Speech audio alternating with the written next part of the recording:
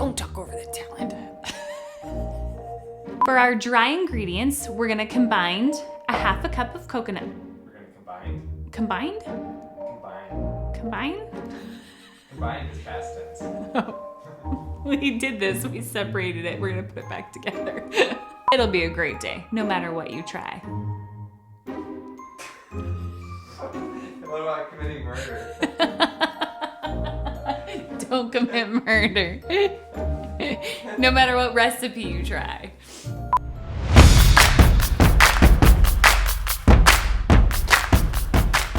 Hey y'all, welcome to Big Fork, Lil Spoon. We are going to do our first ever versus episode, where today we are going to make SCD paleo-friendly sandwich bread made from cashew butter. We are going to compare store-bought cashew butter with homemade cashew butter. So in the first loaf, we're gonna use the very pricey raw cashew butter.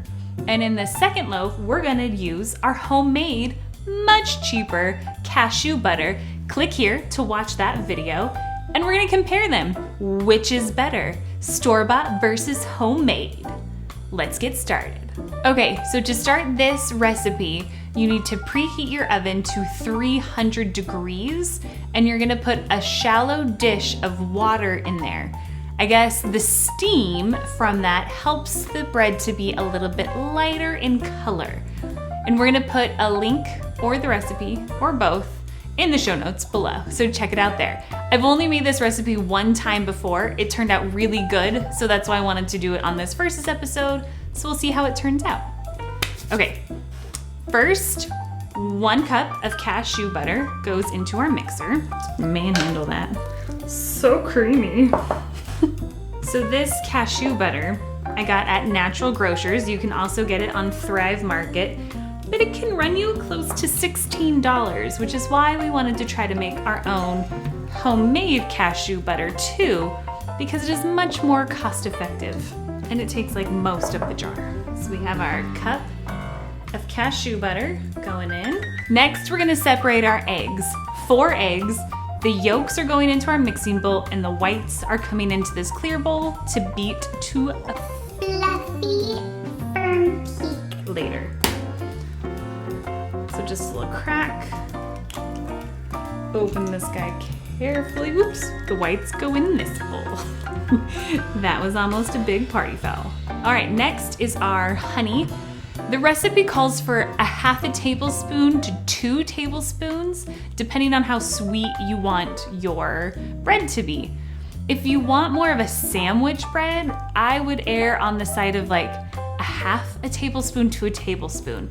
I think the last time I made it, I did closer to 2 tablespoons, and it was a really sweet, nice bread, but I wouldn't use it for sandwiches. It was great for toast. It was great in the morning with eggs. It could be good to make French toast with, but I wouldn't put like sandwich meat on there. So depending on how sweet you want it, depends on how much honey you do. So we're just gonna do 1 tablespoon today.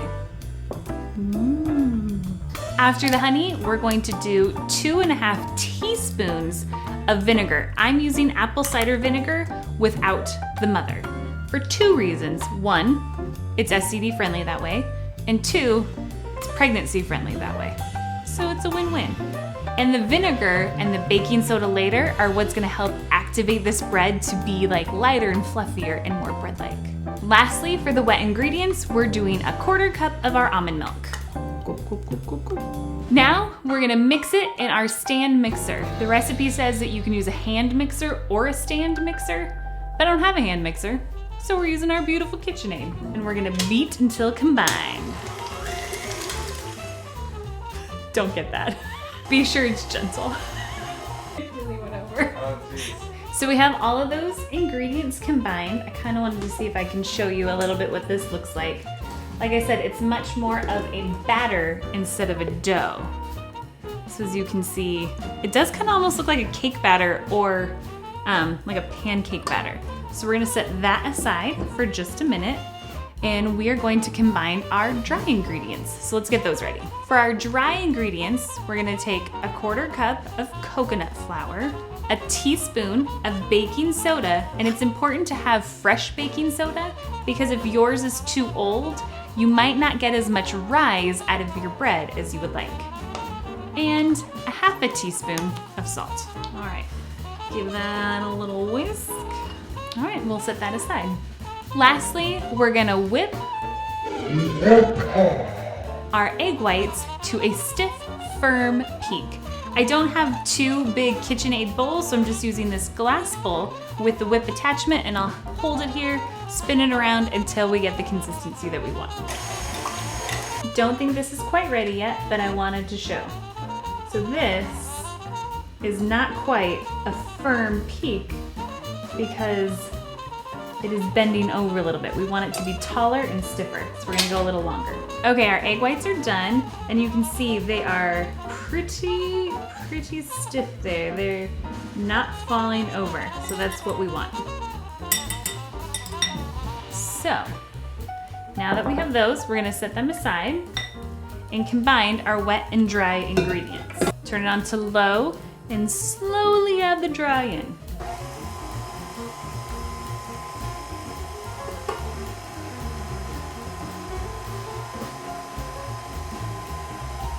Now that we've scraped down the sides and mixed it again, you can see that it's a little bit more of a doughy mixture, but that's gonna change a little bit more when we add the whites.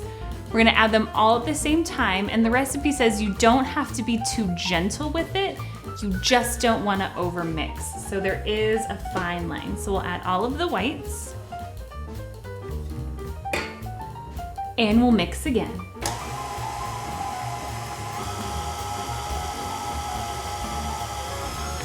Okay, this part does make me nervous because I don't want to overdo the egg whites. They're so gentle. So I have them mostly combined, but I'm gonna fold them in with my spatula for the very end just to make sure that I don't overdo this dough, this batter. We want to give this bread every chance it can have to be successful in life. Now that we have that done, you can see we have a nice, light, airy batter. We're gonna pour it into our prepared bread pan, which has a piece of parchment paper at the bottom that I've already placed there with a little bit of coconut oil on top of the parchment paper. We're gonna fill the pan and put it in the oven immediately. The recipe was very, very clear that this needed to go in immediately for about 40 minutes. So here we go.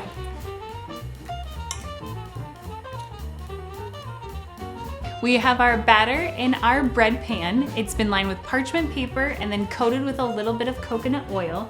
We're gonna bake it at the 300 degrees for 40 minutes. Might take up to 45, but she's very specific also not to open the oven. So once it's in there, leave it closed for the full 40 minutes before testing it. Let's hope this works. Here we go. It cooked for about 47 minutes. We checked it twice to make sure that the knife came out clean, and it looks beautiful. I remember being this excited about the first loaf that I made too because it had been so long since we had had bread. I am hoping it tastes as good as it did last time, but look at it. Ah, how good does that look? Seriously, it's like a real loaf of bread. I know, I get ridiculously excited about little things. So, we let it cool for 15 to 20 minutes, then we'll loosen the sides, pull it out, and then it has to cool completely for an hour before we can slice into it. So we've let it cool for about 15 minutes. We're gonna release the sides and pull it out to cool on the rack for another hour. I will mention that last time we did this, it did have some shrinkage. And the water was cold? You mean shrinkage? Yes! I can see that it's already lost a little bit of height, so I don't know how much more it's gonna lose, but if yours does lose some height and you also get some shrinkage, I think that's normal. I don't know, maybe not, maybe you'll have better luck, but if you do get some, just don't be too surprised. All right, let's hope this pops out okay. Here we go. Ha, it came out. So we're gonna pull that parchment paper off. Pretty good bottom, no soggy bottoms. I'm gonna keep it on a wire rack to make sure that this steam doesn't stay in there and it can release so nothing gets soggy. An hour, we have to wait an hour. But we'll get started on our other bread in the meantime. Our second batch of batter is done. And honestly, I feel like it's a very similar consistency, which I'm really surprised about because I thought the consistency of the cashew butter was going to make a difference. So we're just gonna pour and bake.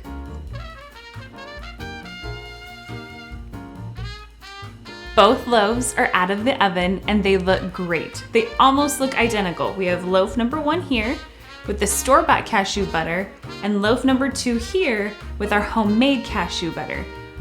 Pretty much the batter and taking them out of the oven, identical. But you can see that loaf number 2 has shrunk just a little bit more than loaf number 1. I don't know if that has to do with our cashew butter. I don't know if that has to do with the doneness of the breads. This one, loaf number 2, it looks like it could be a little bit raw inside just from right there. But when we checked it, the knife came out clean, so it should be done. When you look at loaf number 1, you're not seeing that same kind of like dark sheen in the center. So maybe it's the doneness. I have no idea. But we're gonna cut them open, take a look, and try them. So let's start with loaf number 1. All right, you ready? Ooh, that looks good. It's really, really moist, which I think is fine. I think over the next couple days, it'll dry out a little bit more. The person that posted the recipe to begin with said that they thought that the bread got better over time. So we'll see. But it's definitely done. There's that little darker area right here, but I think for the most part that is done. The airiness looks nice. The consistency looks good. I don't know. All right. Let's try loaf number 2. All right. Loaf number 2. Okay. It is definitely even more moist than loaf number 1. There is a little ridge right here, maybe where it could have used a little bit more time. But for the most part, I think it looks pretty done. Still super moist. I still am really happy with like the air pockets, the airiness. It looks like bread, it smells like bread. Hopefully they taste just as good.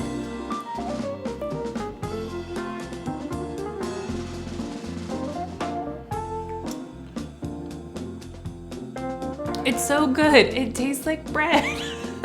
Which I know sounds really funny to say, but when you haven't had bread for a long time, and then you have gluten-free bread, gluten-free bread's not always great. But this actually has a great consistency, a great flavor.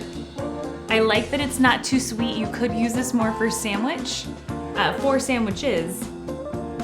because I think the last time I put too much honey. So I like the honey content in this one, which was just a tablespoon instead of 2. So let's try loaf number 2 to see if there's any taste difference.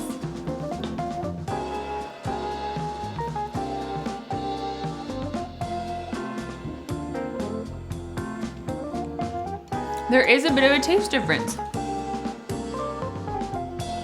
I would say loaf number 2 is actually a little bit more nutty, which is interesting. And I don't know if that's just because we couldn't get it as smooth as the store-bought cashew butter, but it definitely has a slightly nuttier taste to it.